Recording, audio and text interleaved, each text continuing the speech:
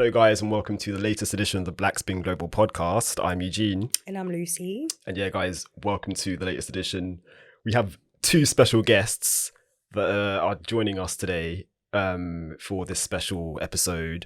We've got Arum, Akom and Jabilayh, Asante, who are kindly joining us on this Friday afternoon. This is the first time we have two guests. I want to say in the studio, definitely. Yeah. Obviously, we've had multiple guests before, but not in the studio. Yeah. So, Welcome, guys, welcome. Thank you. And Thanks for having us. Yeah. Thank you for joining us, man. No problem. We're looking forward to getting into, our conversation. But I want to start with some quick fire questions just to warm us up. Which tends to be me who actually asks these. If you don't mind, Lucy. I don't mind. So, ladies first. Yes. So this is just break the ice a little bit before we get to the actual real thing. So, favorite player, man and woman. Sloane Stephens for women. Okay. And can I use someone who's not playing? Yeah. I'm gonna stick with Roger Federer. Okay. Solid. Yes. Yeah. That's my favorite. My big three. So. Favorite all time. Serena Williams and Andy Murray. Okay. Nice one. Solid That's picks. good. That was actually a Wimbledon doubles That was actually pairing. so good. Yeah. Wimbledon Oh, yeah, doubles true. pairing. Yeah, I don't know that's what true, year, yeah. but that was a pairing. I was there actually. Of course you were. 2019. Yeah, Of that's course a good you time. were. That's a Of good course time. you was there. Favorite Grand Slam. Ooh. Now, Jabilayh, you have to think about that really well. I'm just really stressed. Favorite Grand Slam. I think it gives the best matches in the heart. I know everyone's probably going to be like, but I feel like it's got to be Roland Garros. It's got to be. It's got to be. Wow. I think it gives heart, and it's where everyone seems a little bit like it's anyone's game because the surface is just harder than most. That's interesting. I like that. That's a good Okay. What do you think? My heart's saying Wimbledon, Uh-huh. but my head's saying US Open. Yeah. So, Yeah. I'm in the middle. I'm the same. The way you feel about French Open is how I feel about US Open, though. Yeah. Because I feel like, because it's the last Grand Slam of the year, Yeah. I feel like people are like, it's either now or till This year. next year. Yeah. So yeah, but that's really interesting. That's a good point. And last question: favorite surface to play on? Yeah, I'm gonna say hard court, but something about a green clay court has my heart. But in Okay. Florida, we play on them all the time, so that's why. I was going to say, Green Clay is very American. Yeah, it's, And as you can tell, guys, Jabilayh is American. So, Which I love because most of our listeners are actually American. True, So true yeah, For me, it's hardcore. hardcore. Yeah. Okay, cool. Yeah. I Fair, grew up on hardcore. Yeah. Cool. Okay. Well, these are actually quick. I like the answers. I feel like these have been a very, very different ones that we normally get. Yeah, very varied, which is good. But yeah, guys, let's talk a bit about your kind of first involvements in tennis. Like, if you can tell us, when you started and what age you were and how you got into the sport, basically. You want to kick off? okay. So I grew up in Florida. My sisters were running track, and I also wanted to run track, but I just don't got it. I'm really quick, but it just don't last too long. So my mom was like, we got to find this girl a sport because Florida is just a busy place and children have to play sports. So one day at the park, someone was like, hey, she's lanky. She looks like she'll be all right on a tennis court. Can she come onto the tennis court? From that day, that man took me to a local club community. And he obviously spoke to my mom, took me to a community club. From there, they were like, she will actually do good in actual tennis. She would be fine. So they took me to an actual camp. And I've been playing since I was 8. I took the sport serious from the time I was 12. So, and then I went to uni on a scholarship. So Nice. What uni? I went to Allegheny. It's a private university. It's D2. Okay. Yeah, I chose that over going to Florida Gulf Coast because it just makes more sense, education-wise, to fall back on. And you're playing tennis at uni as well? Mhm. Okay. What was that like? College tennis in America is just it's different. You are starting your day 5 a.m. in the gym. You are on the court 7 to depending on your first class, 7 to 8 or 7 to 9. You will then go to class and you're expected back on the court from 3 to 7. Wow. And that last hour, you either run the mile or you're in the gym, and it's alternating. I was in the mountains, so you hiked there first. You hiked to the Oh, courts wow. first. Hell. Yeah, it's an experience, but I really wouldn't trade the whole tennis experience for Nice. nothing. And Arum, yourself? Yeah, so for me, I grew up in Camberwell, so started playing at Burgess Park Tennis Centre, 7 courts, just kids on the same program, just playing once a week on a Saturday. And I guess, when you're playing a sport, and you're taking it really seriously, then you want to play frequently. So I was like, okay, I want to start playing more sessions. So I spoke to the club and started doing some sessions after school, and then from then I practically lived at the tennis club. And for me, it was great because the tennis club was only 2 minutes away from my house, so it was like a perfect reason to just stay there. And my parents were comfortable leaving me and my brothers to just go, and they were safe and that sort of thing. So yeah, that was generally Especially it. considering we're southeast. Now it's okay. South getting Isn't better. that bad? No, Back then it was- especially, Really? It was treacherous, yeah. Come on, man. Listen, I'm a Southwest London boy. Exactly. But wait, listen. It's getting very political all of a sudden. I do find that people have this idea that, like South London is like hood or ghetto, which I don't necessarily agree It with. is. I mean, it is a hood. Funny enough, it is. But it's okay. There's nothing wrong with the hood. That is why I'm there. Exactly. Let's stay. Let's stay with our people. Yeah, I hear it. Okay. Interesting stories there. In terms of your experiences as juniors, or if you can talk about your experiences as juniors, so playing tournaments, for instance, like what do you remember of that time? If you can just maybe shine some light on that.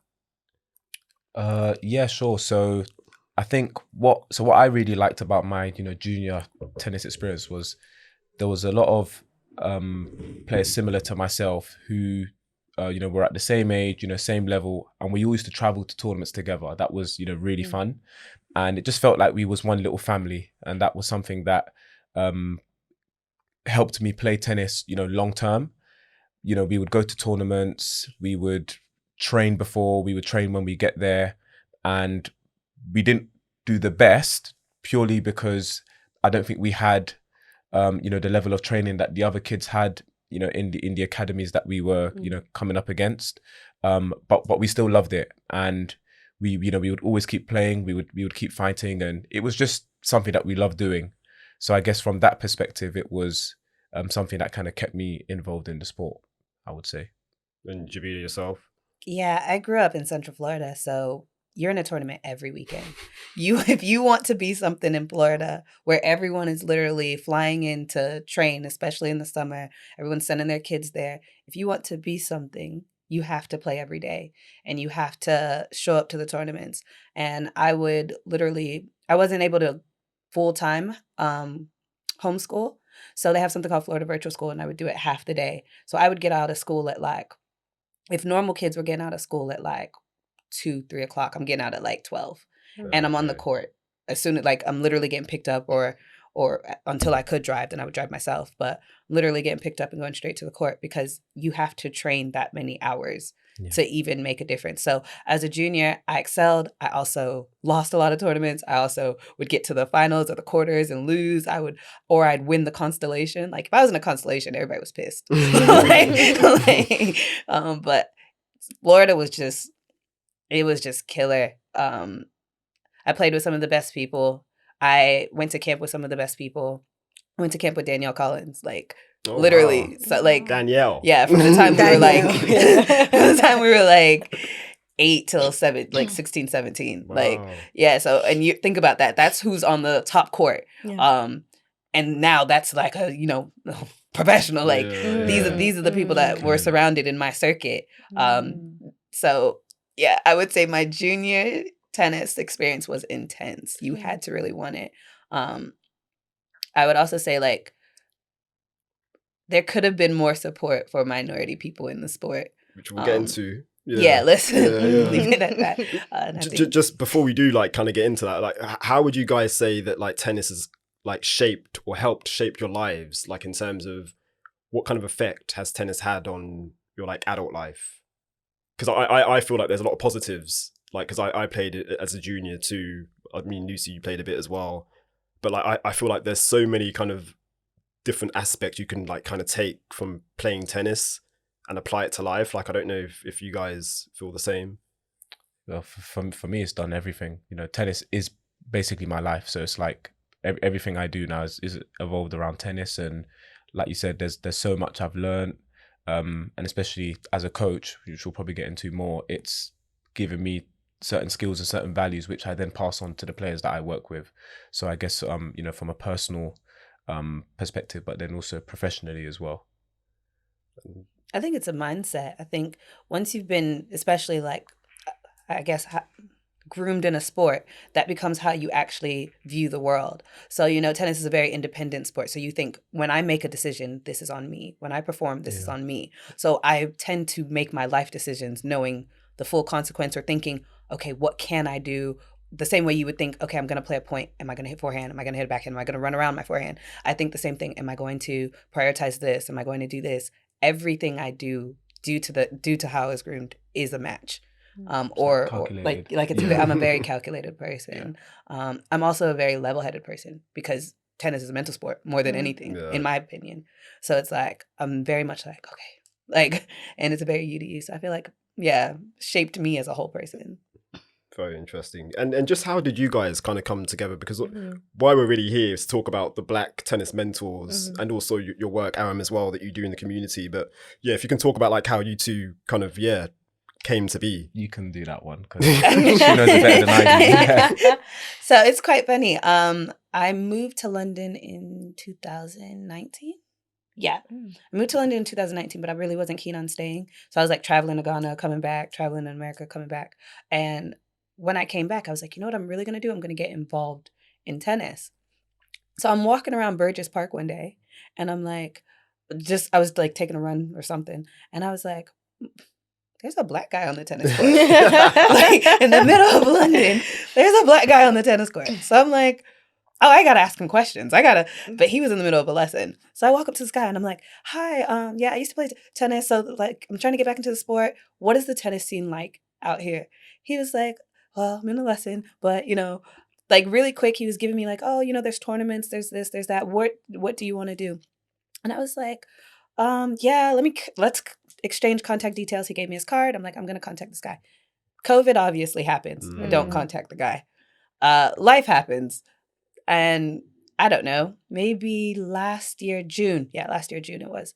I'm like, okay, guys, I'm going to get into the sport. Like, I'm really going to get back into the sport.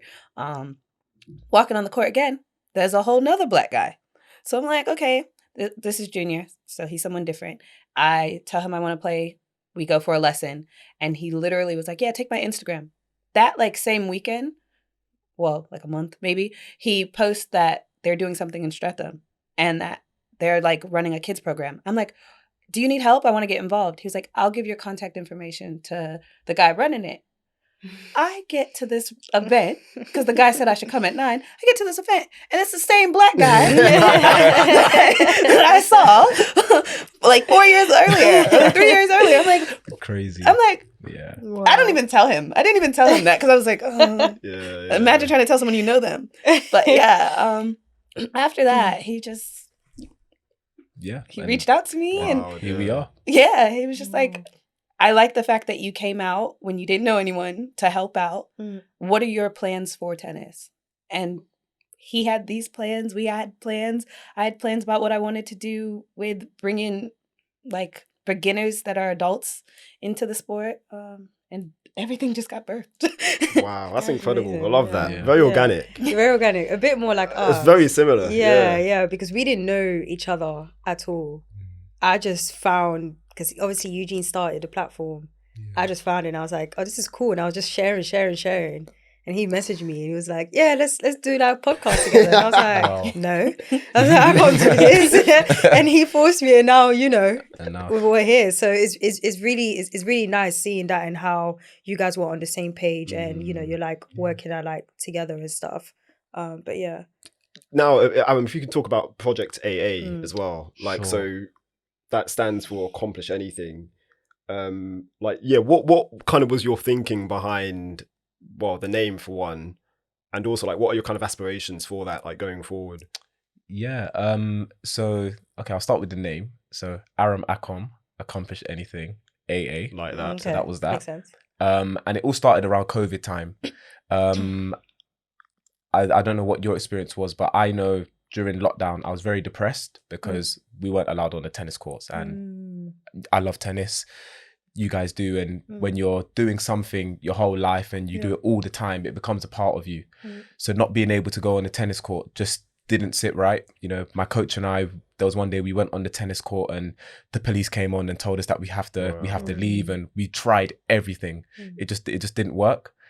But then it was also a blessing in disguise because it gave me an opportunity to sit down and reflect and think about my next steps and kind of what I want to do, with the work that I was already doing in the community, and kind of how I want to, take it to the next level.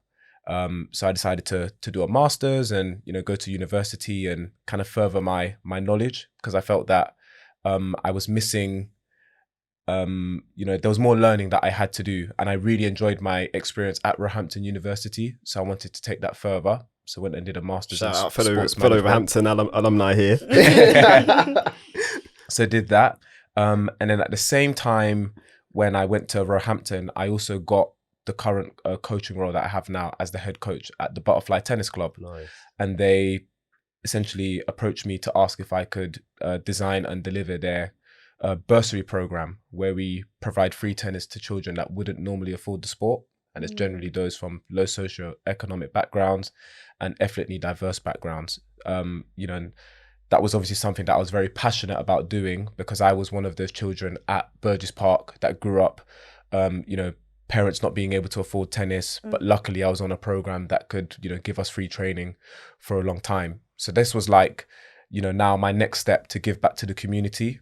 So I felt like, I had the coaching role. I was doing a master's in sports management, which would tie in really nicely with the head coach role and managing the club and the committee and the whole coaching program. And then the project AA was now sort of the branding behind, the whole platform or the whole business, if that's how you want to put it. And essentially it's showing, children, young people and the adults that I work with that through sports, through hard work, through dedication and so many skills that we learn on the tennis court and also through life, you can accomplish anything. And that can go to any, level or, through any spectrum, whether you want to become the best tennis player in the world and, win Grand Slams, or, whether you just want to beat your sibling on the tennis court in a match. Like, it could be anything. I get all of these, requests.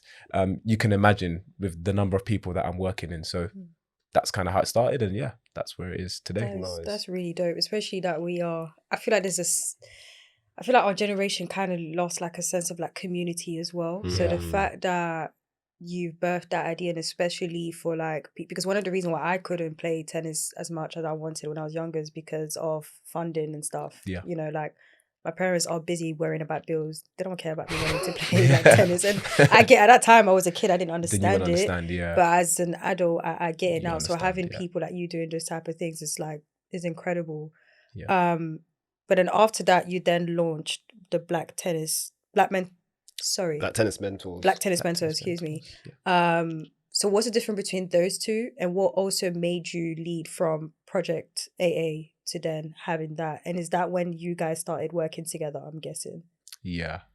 So I think based on all the kind of the work that I did, or from the birth of Project AA and kind of the response that I was getting, the opportunities that I was receiving, the feedback that I was receiving from people, I can't tell you the countless amount of times I get messages on Instagram of people saying, I'm so inspired by your work. How do you get this opportunity? What can I do, to get the same thing?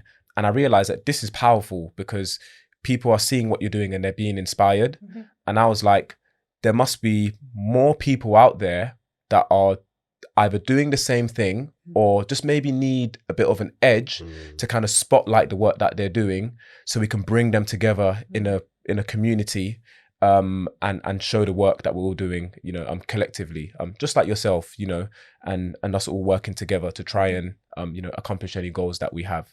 So that's kind of how it came about. Okay. And then how did you guys start like working together on like the projects? Yeah. Then I reached out to B and basically told her the idea of the platform and what I wanted to do, and she also had similar ideas as well that kind of fell in line with the platform, which she can also speak about as well. And then I guess we just thought it would make a great sort of partnership to collaborate together and see how we can work with one another. So yeah, if you can talk about like what is the Black Tennis Mentors, like what are its aims, and like what are the goals like going forward? Yeah, Black Tennis Mentors is actually split into 4 parts in a sense, but the overarching goal is to there's multiple goals, create tennis enthusiasts. So like little kids of color that are interested in tennis, but they just don't see the way. And where we want to create exposure is not just on the court, but the people that every step that gets you to that point. So the coaches, the mentors, people who don't coach, like myself. I'm not a coach, but I've played the sport, so I understand it from a player's level. We wanted to actually build that foundation from the ground up, and then obviously highlight the people that are performing in these different roles and give them an opportunity to speak, but also create community as well, where they can speak amongst themselves, they can speak to children, they can speak to the parents that also need the assistance or the guidance or anything. So it's really this spider web of a network of what we want to do in order to see more people like us in positions that are already being occupied by different people. Yeah, no, I love that. Yeah. Do love that a lot. I feel like the reason why it's important as well because it helps us see that there are actually people like us who are interested in the sport in all levels. Because when he reached out to me, for instance, I thought he was in America. So when he was like, "Yeah, let's do like a podcast," I was like, "Great, but I'm in London." He was like, "Okay, yeah, I'm in London too." I was like, "What?" Yeah. So like it's very nice, especially in the UK as well, not just like the US. And that is why I thought he was like in the US as well. Even some of my friends, sometimes when they see some stuff, they're like, not only did I know there's so many, black tennis players, but even like black people being interested in tennis as well. And even the ones, and this can even help us get people like into the sport, because I can see that, some of our work, or probably even some of your work as well, where people are like, you know what, this is actually interesting. Like we can get in more, and you can see the growth of people's interest in different sports. For example, you see more people interested in F1. You see more people being interested in like women basketball as well and stuff. And it will be great for us to like have that. So having that platform is honestly amazing, and shout out to you guys doing that. It's massive, it really is. Like the visibility thing is a big thing. What you're gonna add? No, I was gonna say, just going off of your point, when it does come to the UK, it's so crazy to me what the culture looks like of tennis here and what the culture looks like of tennis in America. Okay, that's going to be one of my questions. Like, how do they compare? Yeah, but just for this conversation or this part of the conversation's sake, it's like everything in the US seems to be so diverse, and the UK just seems so far behind it. In terms of like who is playing, who is coaching, what is happening. So like that's another reason why we're so interested in Black Tennis Mentors UK, because the visibility, like you said, it's just not there. I'm not going to junior tournaments and seeing 20 odd kids sitting together and everyone's black and that's fine. And they came from a certain camp and everyone kind of knows that camp. In the US, you'll hear people, in Florida to be specific, we had a camp, St. Petersburg is like a more majority black area. So there's like 2 tennis camps there. So you're like, oh yeah, they came from Pete. Yeah, like we know that group over there. Like, but you're not seeing that type of community here. And that's what we want to birth. That's what we want to nurture. Expose if it's already existing, just in case someone is out there doing that work. Yeah, exactly, definitely. And it's also like this thing of like, people always think the sport is just for rich white people. And it's even an issue in our own community, because even between my friends, they like to call me rich because I like tennis. And I'm like, bro, no, it's not like that. So like, there's and you have rich taste. And I have rich taste. I do. And unfortunately, Eugene did put me on the spot. Unfortunately, I do. I like expensive stuff, but I am not rich yet, by the grace of God. But still, like, it's just this idea, like, because even like even in terms of like media itself, people are like shocked when they see Eugene and I walking in. They're looking at us like we are at the wrong place. Like I remember the first ever time we went to our first like tournament as media. I'm not gonna say the tournament to put them on the spot. I don't. And like the security, like they were hostile as they were looking at us like you're not meant to be here. Then when we told them like no, we need you, it's switched up. Yeah. So yeah. I really hope that people can see that, if you can't play like we couldn't, especially like Eugene, like that's what he wanted to do. Like he actually wanted to play professionally but couldn't because of like funding and stuff. Then you can do other stuff. You can be an umpire, who knows? You can, do some sort of like media. You like photography, why don't you do tennis to photography? You can coach. There's so many other things that can be done. And I feel like platform like you guys can definitely like help shine that and let people know that don't think that you need to have X amount of money in your account or be a specific like race for you to be in that space.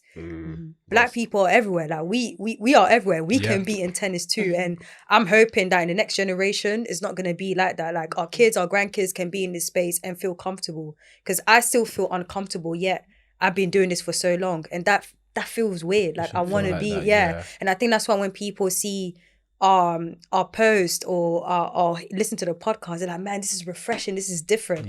Like we need that space, especially in the UK, because when you watch sports in the US, it's exciting, everyone's like shouting, but like here it's like no, let's have fun, let's break out. And I hope that we can all do that together as well. Definitely. But Arum, you've obviously been in tennis for like 10 years, or you've been working in tennis for like 10 years.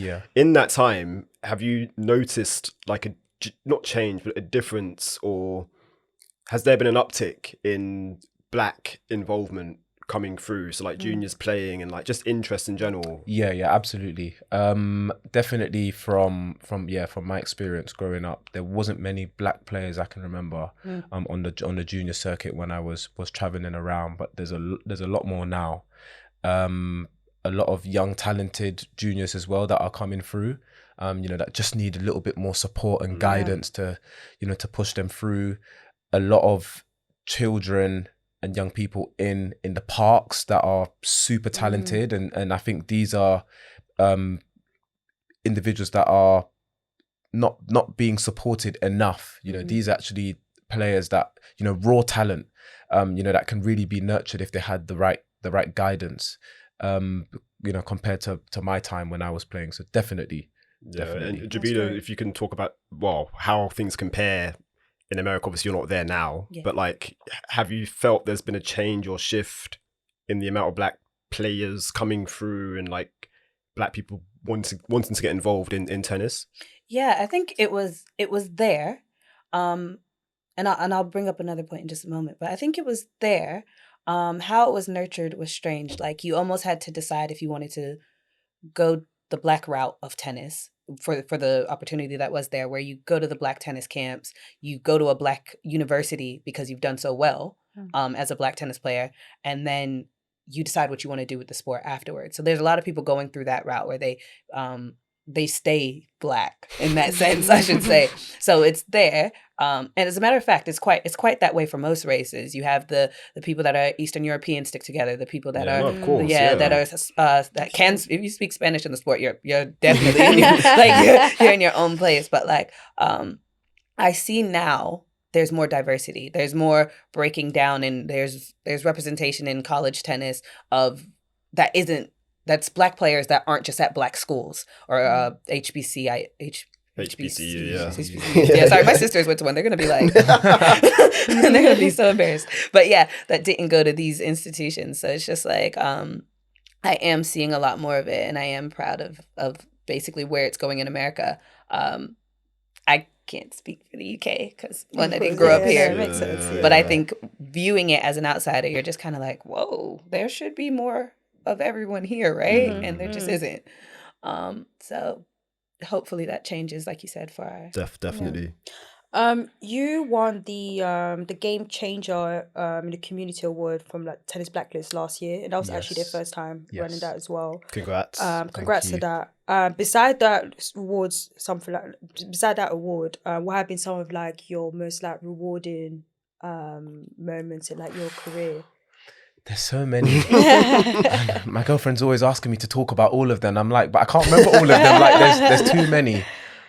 Oh, you've put me on the spot. I guess probably last year the Surrey Tennis Awards. I think Surrey President Award. That was one I was really happy to win. It's kind of similar to the Game Changer Award as well. Oh my gosh, you're really putting me on the spot. There's been a lot. I think one award that I'm really happy with. It was one that I won back when I was at Burgess Park when I was really young, starting my junior career, and that was the Jack Petchey Award. And it was given to me for just kind of like the contributions that I was doing in the community with the kids, and it was probably when I was about 12 or 13, I think I won this award. So that one I always remember. Nice. But yeah, there's too many. But I can't remember them all offhand. For you to feel this way, yeah, especially considering your age, that's actually amazing. So yeah. that's good. A lot of times you don't get people thinking about like, oh man, what have I accomplished that I'm proud of? They have an answer straight away. So for you to be saying that, that's honestly like dope. Who have been like some of the organizations and maybe like individuals as well that have like helped you, both of you, I should say, like along in this journey? Like if you can name some. Yeah, sure. So I'll probably have to start with Burgess Park Tennis Club, where I grew up, and they were also the individuals that paid for my coaching qualifications. Nice. So without them, I wouldn't have got into coaching, and it wouldn't have led to where I am today. Then there's my coach now. It's called Barry Bartley. He's a high performance coach, self-taught coach. He's absolutely phenomenal. He is the one that is mentoring me now as a player and a coach, to hopefully then develop black players in the community and take them all the way through the process. He's got a son, hasn't he? Lamar Bartley. Yeah. He does have a son. Yeah, Lamar's a top player in Britain, and he was doing really well and is currently out in the States doing college tennis. So yeah, I've been working with Barry for about 9 years now. So he's had a huge influence on my development as a coach and as a player, and just through life as well. And then probably my friends and family, just supporting them, them supporting me throughout my whole journey, just being there with me and always, congratulating me for the work that I'm doing and just being by my side. So probably, those individuals. LTA as well, because you guys are affiliated with the LTA. Yes. Yeah. So the LTA, obviously, as an accredited coach through the LTA, so I run a lot of their programs, Free Parks Tennis, the LTA youth program, which is the kids program that I do both at the Butterfly Tennis Club, and also a recent venue that I received the opportunity to run another coaching program at in Streatham, which B was talking about earlier. Okay. So a lot of work that I do with them, and then also now through the mentoring platform, there's some exciting things that we're doing with them too. Nice. Great. So yeah. How have you found like the LTA in terms of being kind of an assistant in kind of what you're doing? Like, have you found them to be quite helpful? Yeah, absolutely. From a coaching perspective, 100%. There's a lot of things that we have to do as a coach to keep up with the accreditation and just ensure that you're level 3 coach, level 3 accredited coach, and I'm currently on the process of doing their mentoring scheme, which is really good. Something that will kind of boost my accreditation and my knowledge. So that's something I'm really excited about. And then with the opportunities that they've given me with the coaching program at Streatham, and then now with the mentoring platform, they've been really supportive, and constantly in contact with different individuals from the LTA who can help us from different perspectives in the things we're working on. So that's been really good. Because one thing we should also, we do shout them out a lot, like in recent times, they have been kind of being big on pushing like diversity in the sport. Yeah. And like some people see it like one or two ways. You can look at it being, this is quite corny, or it's a good thing. Like, and it is, I mean, for me, it's both, like, because I don't like things that come across as being forced. And I think there's a way you can do things where it's like just natural and like organic. Like I'm big on organic. And I feel like with the right type of people behind it, like things can be done in a way where it's like just natural, and like people naturally gravitate towards the sport, where it's like not so much like forced forced down and like kind of going off track there. So let me stop. But, yeah. no. But what you saying makes Because sense. I don't know how things are in the US, like with the USTA. Like how do they compare? How do they compare? Side eye. This camera work? You know what? The cameras are still rolling. Next question. The next question, because we They're don't doing their best. They're doing their best. I mean, It's bigger. That's all it is. I think That's true. It's It is bigger. bigger. It's a lot more ground to cover. So obviously, it's going to be much easier for people to slip through the cracks, or for programs not to be had that are inclusive, or them to focus. Oh, sorry. For them to focus, because I wasn't expecting this. Sorry. For them to focus on areas where people progress. Like Florida is always going to probably have the best tennis programs to offer, and so on, and so in California, of course, and because of like the climate and stuff. because of the climate. Yeah. So they're going to focus a lot of any of the good stuff that they can do is always going to be done in any of those spotlighted areas. But I think that they are working to diversify. And they actually do have a good number of staff that is minority group or minority other. So, I mean, it's good to see what they're going to because do. that's a big thing as well. Like the whole staff thing. Yeah, for it's me, staff. that needs to be reflective. Like if you're pushing these schemes, like let's see some staff that are like also from these communities that you're trying to get involved in the sport. True. Like let's make sure they're actually working there as well, like for your organization. Like, and I feel like that's sometimes where things can kind of get a bit 100%. cloudy. But I think that's every industry though. Exactly. Like you can tell every time whenever like a company or brand does something, and you're just thinking you definitely did not have a black person in that room, because if not, you'd have not done or said something else. Literally, it could be whether you're trying to do damage control, whether you're trying to do marketing, whether you're It's making things worse. You're It's making, just- and I don't think they understand it, and they don't understand the importance of it. That's why when you're seeing people like Elon Musk trying to go on about how we don't need DEI, it's like you actually need it more, because you don't know how it is when you're trying to trying to communicate to a certain community, and that makes perfect sense. You're a white rich man. You don't know what a black rich person or a black poor person, a middle class person is thinking of, or Asian person, and so on. Yeah. It's the same with us, with the Asian community. There might be some things that are similar.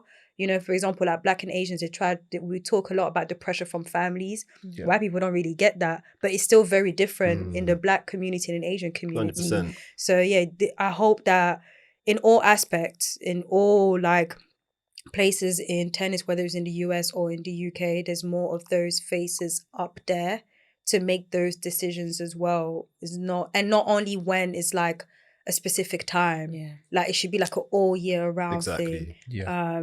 Not Not only just this Black one- History Month. Not only Yeah. just Black History. Yeah, don't Yeah. wait till Black History Month to be posting content about Black people or like when they're winning and so on. Just, have it there all the time.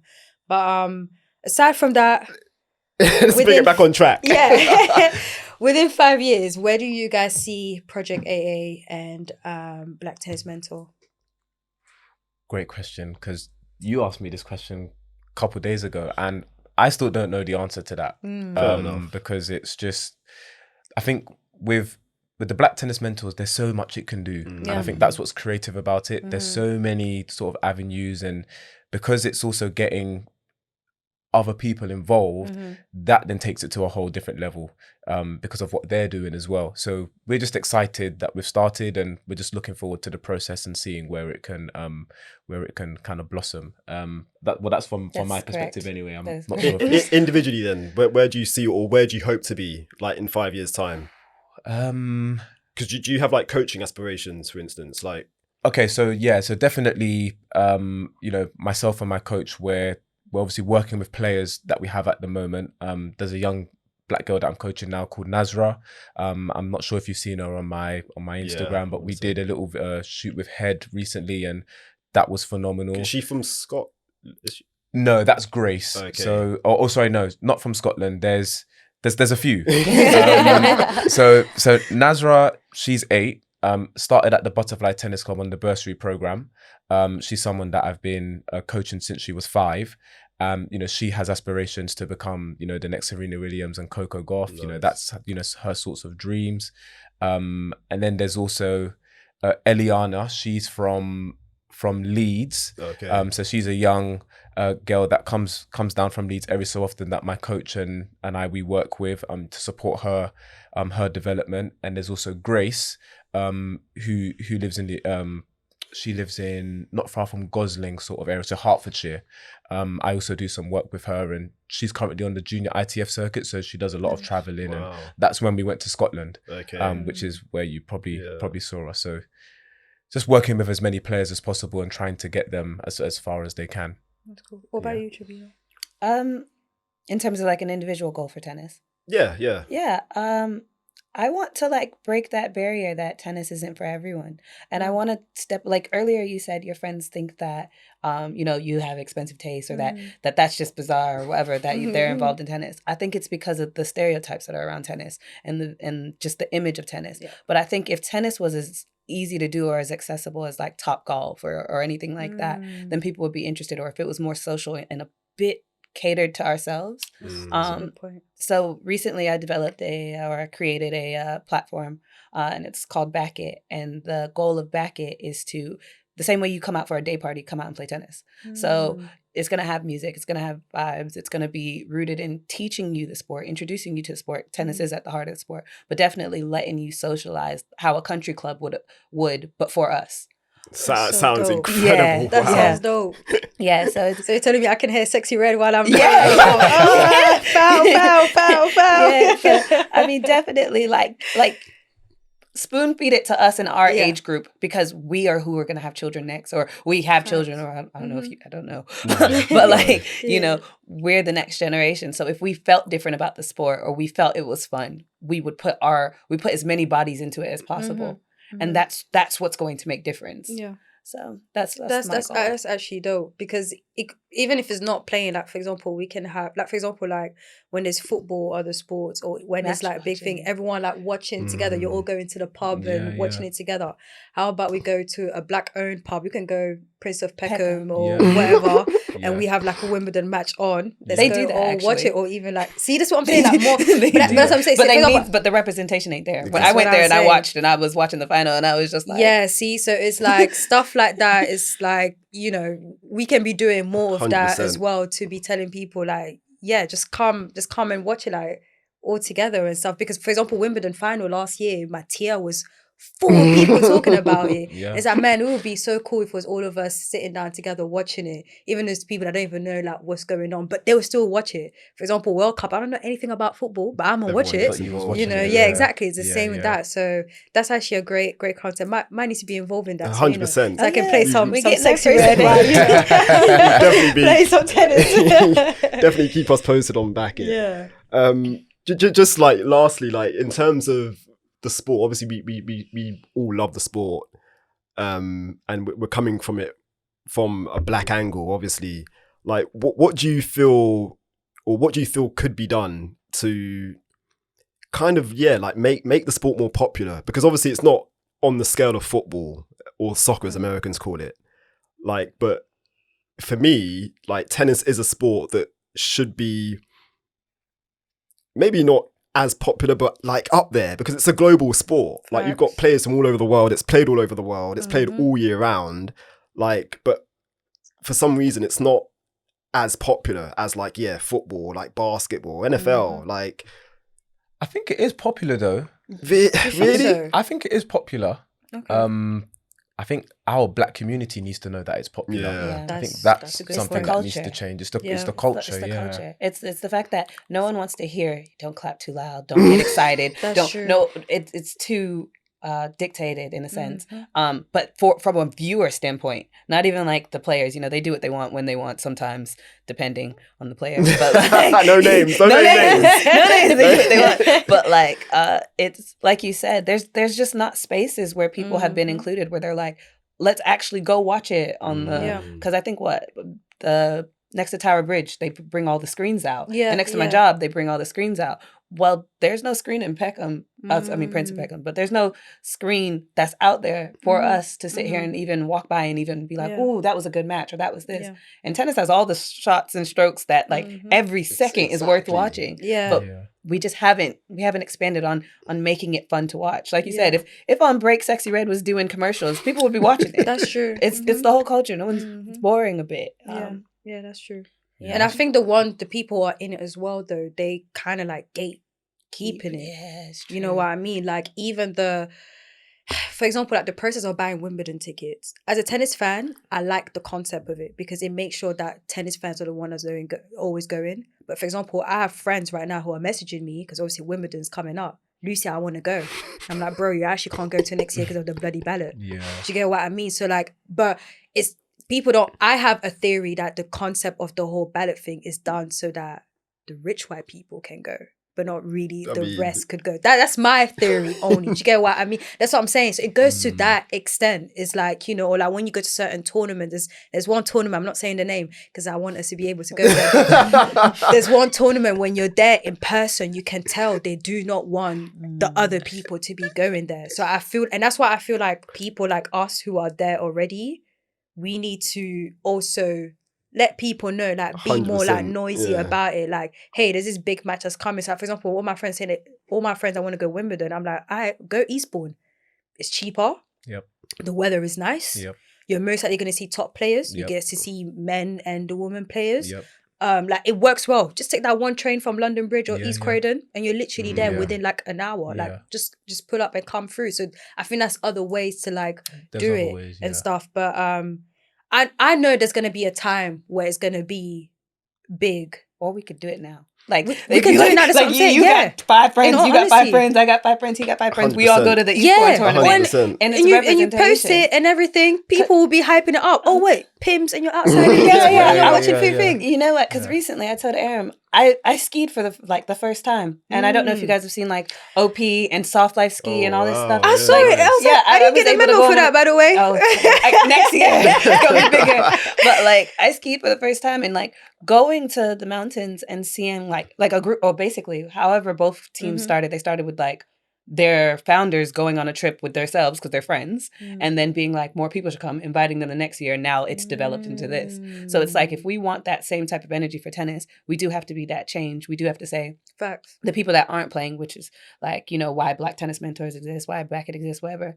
The people that aren't playing, let's show them the people that are playing, that are doing something, and then they'll want to go. I'm sure people reach out to you guys and say, I wasn't watching tennis. Now you guys' commentary, I'm watching tennis. It just, we just got to get up and do it. Yeah. And also, this makes the players happy. 100%. Like when the players see Black people like watching watching them and stuff, like you can see like the difference and stuff. And for obviously a lot of the top players, they're Americans, and I know it makes a difference if they come to Europe and see like, oh shoot, like there's actually like, you know, like Black people. So like even and like Black people live in London. yeah. And even in terms of like media, you can see the difference in their face and like the answer, the way that they move around when they literally just see people like us, or like Tamani, for example, from The Guardian and stuff. It makes a massive difference. So I think that's we need to make it just happen. to add on that point. We actually did a podcast with Tamani. Oh, nice. Last week. Shout out to Tamani, the brother Tamani. So yeah, shout him out.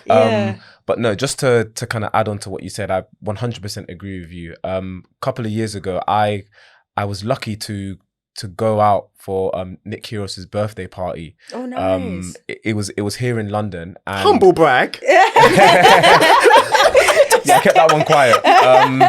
But yeah, it was phenomenal. But when I went to the apartment where they were staying, so I've walked into the room, and literally Nick Kyrgios was like sitting here on a table, and he puts his hand out and he goes, "Hi, my name is Nick. Nice to meet you." And I shook his hand firmly. And as I've turned my head to the left, the first person I saw sitting there was Francis Tiafoe. And you know when you get that brotherly connection, you know when you get that connection, I felt that connection. It was like, yeah, that's my brother. And you know, I shook his hand or gave him a fist bump. I can't remember what it was, but probably dapped him up. Yeah, probably dapped him up. I was like, but there was an instant bond there. And just like you're saying, you know when they when they see you, they feel happy because it's like, oh, that's another one of us.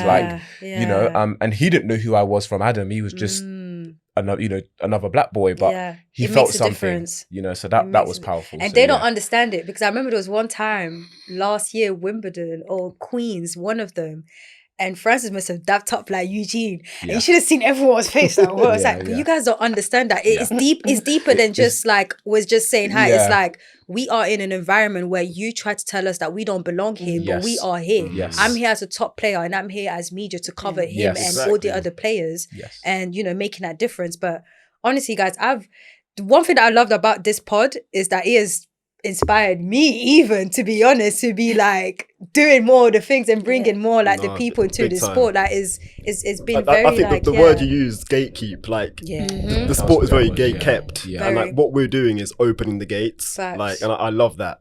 So just massive shout out to what you guys are doing. Honestly, like I said, you guys are doing way more than what we're doing. We want to help in terms of like shining a light and just amplifying like what you're doing even more. So.